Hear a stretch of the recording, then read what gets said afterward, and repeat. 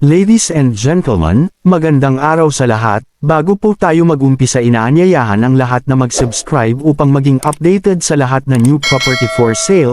Ang lahat ng mga buyers at investors na huwag magmamadali sa pagbayad sa lupa, unahin ang pag-due diligence. Kumuha ng license na abogado na tutulong sa verification. Good news, ang property na ito ay for sale. Matatagpuan sa Taguig City. Land area 165 hectares.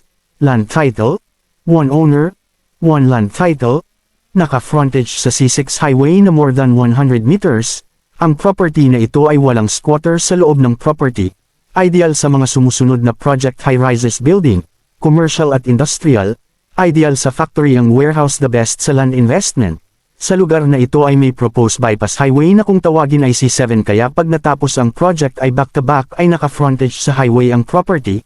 Narito ang mga landmarks: 3.5 kilometers to South Luzon Toll Gate exit, nasa 3.5 kilometers to Department of Science and Technology, 3.5 kilometers to SM City Bicutan Taguig, nasa 5.6 kilometers to Ninoy Aquino International Airport, 9 kilometers to Ocode Pasay City, nasa 9 kilometers to Solera Resort Pasay City, 9 kilometers to SM Mall of Asia, nasa 4.8 kilometers to SM Ora Bonifacio Global City Taguig, nasa 6.8 kilometers to Pasig City Hall, 6.4 kilometers to Pasig City Public Market, nasa 10 kilometers to SM City Taytay Rizal, nasa 6.9 kilometers to Manila East Medical Center, nasa 4 kilometers to Dimchi Property.